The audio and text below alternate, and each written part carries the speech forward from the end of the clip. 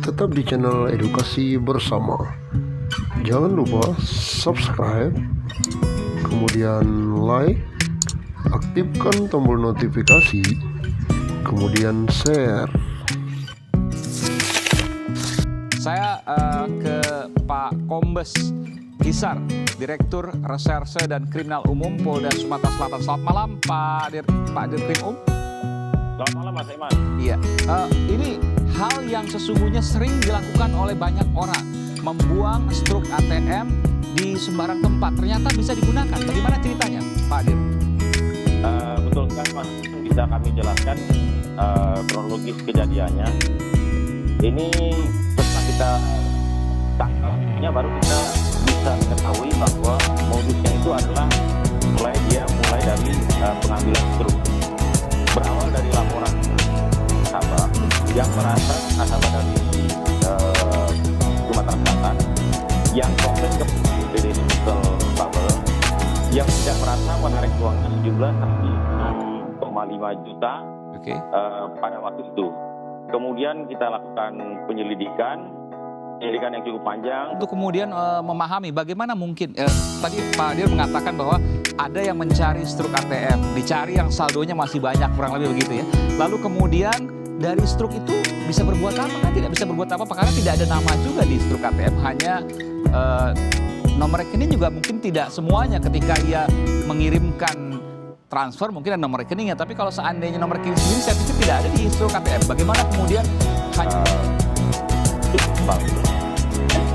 awalnya membuat rekening baru, dan membuat ATM. Iya. Selang beberapa waktu kemudian dia menelpon ke Bank Indonesia dengan alasan dia mau menarik uang yang ada di rekening yang dia palsukan dari struk tadi, yang dia palsukan juga nomor tabung buku rekeningnya tabungan, tetapi dengan alasan dia tidak membawa dari seller yang ada di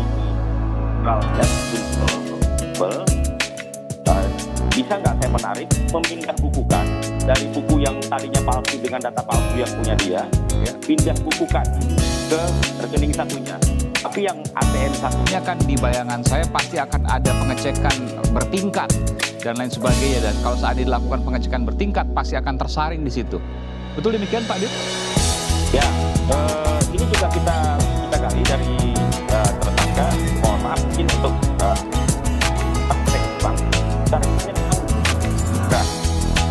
Dia tidak sasaran bank swasta, tetapi bank daerah yang mungkin menurut tersangka SOP-nya mungkin tidak begitu ketat, bisa bohong. Kemudian untuk tanda tangan di buku tabungan itu juga tidak begitu besar, sehingga dia memilih sasaran bank-bank daerah.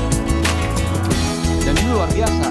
Apakah ada mantan yang pernah bekerja di bank dari para tersangka ini? Karena ini tentu melakukan riset sebelum melakukan tindak kejahatan ini luar biasa. Dia bisa kemudian mengetahui titik-titik mana yang kemudian bisa ia masuki. Karena secara umum kan tidak demikian untuk pengelolaan bank atau verifikasi di bank tersebut. Dugaan ke sana juga mungkin ada, karena kami baru menangkap 2 tersangka dari 4 pelaku yang kami identifikasikan. 2 masih kami kejar, yaitu H dan NO. Masih kami daftar pencarian orang dan akan kami kejar terus. Ini mungkin akan lebih terbuka apabila nanti pelaku lain kita tangkap. Dan kita juga mendalami apakah betul-betul ada kelalaian ataukah mungkin ada keterlibatan orang dalam.